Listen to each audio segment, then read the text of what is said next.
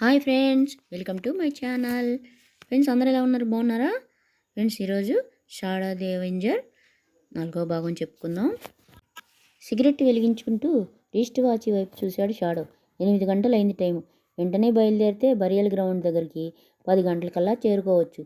గదిలోకి పోకుండా తలుపుల్ని మూసి వెనుదిరిగాడు shadow. Hotel ముందున ఒక ట్యాక్సీలో కూర్చొని బరియల్ గ్రౌండ్ అడ్రస్ చెప్పాడు. అరగంట తర్వాత బరియల్ గ్రౌండ్కి అరపర్లంగ దూరంలో ఉన్న మార్కెట్ ముందు దిగబెట్టింది ట్యాక్సీ. టాంజిర్ కరెన్సీ నోట్లను రెండింటిని డ్రైవర్ చేతిలో పెట్టి తాపీగా ముందుకు పోయాడు.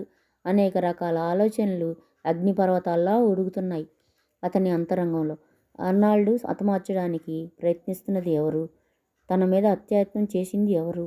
టాంజిర్లో అడుగుపెట్టిన డిటెక్టివ్ని వెంటనే చుట్టుముట్టి మట్టు పెట్టాల్సినంత అవసరం ఎవరికి కలిగింది? ఉన్నట్టుండి అంతరాయం కలిగింది షాడో ఆలోచనలకు. తనను ఎవరో పరీక్షగా చూస్తున్నట్టు అనిపించి క్యాజువల్గా వెనుతిరిగి చుట్టూ ఉన్న పరిసరాలను జాగ్రత్తగా పరిశీలించి చూశాడు. మార్కెట్ ముందున్న ఖాళీ స్థలం నిండా లెక్కపెట్టడానికి వీలు లేనన్ని ఒంటెలు నిలబడి ఉన్నాయి.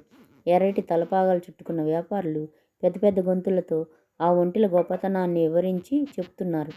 గంటకు 50 మైళ్ళ వేగంతో పోతుంది సార్. ఈ ఒంటె ఖరీదు 500 దినార్లు మాత్రమే. దీన్ని ఎక్కిన వాళ్ళు ఇసుక తుఫాను కూడా భయపడాల్సిన అవసరం లేదు అంటూ షాడోని ఆకర్షించడానికి ప్రయత్నించారు వారిలో ఒకతను. అతని మాటలకు నవ్వుకుంటూ తల అడ్డంగా తిప్పుకుంటూ ముందుకు అడుగు వేయబోయాడు షాడో. అప్పుడు అతన్ని వదిలిపెట్టిపోలేదు తనని ఎవరో పట్టి చూస్తున్న అనుభూతి. ఇది కాకపోతే దీన్ని మించిన ఒంటెలు ఇంకా ఉన్నాయి సాబ్. ఇదిగో ఈ కుర్ర ఒంటె చూడండి, గంటకి 80 మైళ్ళు వేగం. మోటార్ కారు కూడా ఇంత వేగంగా పోలేదు అంటూ ఇంకో ఒంటిని పట్టుకొని షాడో ముందుకు లాక్కు వచ్చాడు ఆ వ్యాపారి. అలా లాక్కు రావడంతో ఆ ఒంటె చాటును నిలబడి ఉన్న ఒక ముసలి ఒంటె షాడో దృష్టిని ఆకర్షించింది.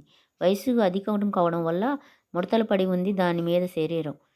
ఒక కన్ను ఏదో యాక్సిడెంట్లో దెబ్బతిన్నట్టు రెండో కన్నుని గుండ్రంగా తిప్పుతూ షాడో వంక చూస్తుంది. అది కొరుకుడు రోగం తగిలినట్టు సగానికి సగం హరించుకుపోయి ఉంది దాని తోక. దాన్ని చూడగానే షాడో మనసులో మెదిలాయి కొన్ని పాత జ్ఞాపకాలు. ఆఫ్రికన్ దేశాల్లో ఆన్రెస్ట్ సృష్టించడానికి ప్రయత్నించిన ఒక అడవి జాతి మాంత్రికుడిని సంహరించడానికి టర్నల్ అనే ఇంటర్పోల్ ఏజెంట్తో కలిసి పనిచేశాడు తను. ఆ సమయంలో ఓల్డ్ బెగ్ అనే ఒంటెను కొనడం జరిగింది. ఆ అసైన్మెంట్ పూర్తి అయిన తర్వాత ఓల్డ్ బెగ్ని టర్నర్కి అప్పచెప్పాడు. సడన్గా షాడో పెదవుల మీద ప్రత్యక్షమైంది చిరుదరహాసం. ఆఫ్రికాను వదిలిపెట్టే సమయంలో ఓల్డ్ బెగ్ని ఎవరికో అమ్మేసినట్టున్నాడు టర్నర్. అది అటు ఇటు తిరిగి టాంజిర్ మార్కెట్లోకి వచ్చి నిలబడింది. షాడో పెదవుల మీద నవ్వు చూడగానే ఆ ముసలి ఒంటెలో చలనం వచ్చింది. సంతోషంతో ఉక్రతనలు చేస్తూ ఎగిరి గంతులు వేస్తూ అతని దగ్గరికి పరిగెత్తుకొచ్చింది అది. ఒంటెల వ్యాపారి ముఖంలో విపరీతమైన ఆశ్చర్యం పొడచూపింది. బరిసెలతో పొడిచినా సరే నీ లెక్కేమిటి? కదలకుండా నిలబడే ఒంటె సార్ ఇది. మిమ్మల్ని చూసి ఇలా మురిసిపోతుందేమిటి? ముక్కు మీద వేలు వేసుకుంటూ అడిగాడు. తన భుజం మీద తల ఆనిచ్చి నిలబడిన ఓల్డ్ బెగ్ మెడను సవరిస్తూ ప్యాంటు జేబులో ఉన్న వాలెట్ని బయటికి తీశాడు షాడో. నీతో అబద్ధాలు చెప్పడం నాకు ఇష్టం లేదు సార్. ఇది 10 దినార్లు కొన్నాను. మీ ఇష్టం వచ్చినంత ఇవ్వండి అన్నాడు ఆశ్చర్యంగా తేరుకొని ఆ వ్యాపారి. 30 దినార్లు విలువ చేసే కరెన్సీ నోట్లను అతనికిచ్చి బరియల్ గ్రౌండ్ వైపు బయలుదేరాడు షాడో.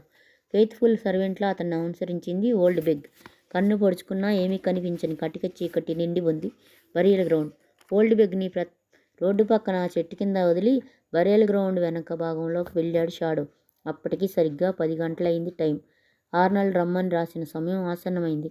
4-6 అడుగుల ఎత్తున్న ప్రహరగోడను దాటి ఇటుకరాళ్లతో కప్పబడిన సమాధుల మధ్యకు పోయాడు షాడో.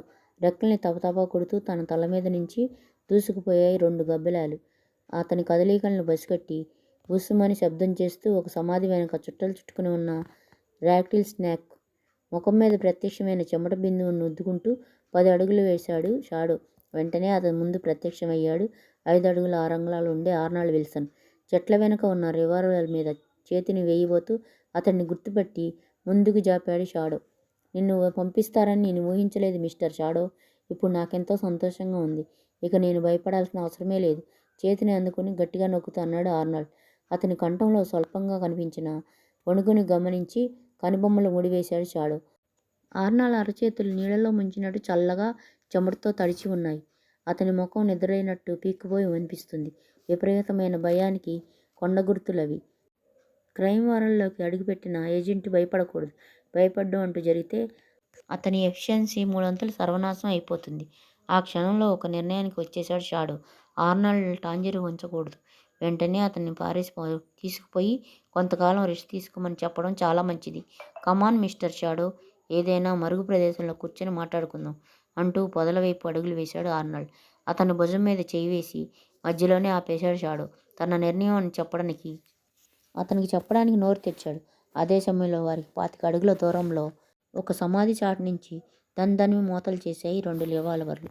అదిరిపడి ముందుకు డైవ్ చేశాడు షాడో. నిలబడిన చోటు నుంచి వెనక్కు దిగాడు ఆర్నాల్డ్.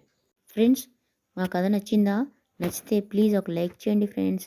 లైక్ చేయండి, షేర్ చేయండి, సబ్స్క్రైబ్ చేయండి. ఒక చిన్న కామెంట్ చెప్పండి ఫ్రెండ్స్. కామెంట్స్, లైక్స్ అసలు రావట్లేదు. ప్లీజ్ ఫ్రెండ్స్, ఉంటాను. Bye bye.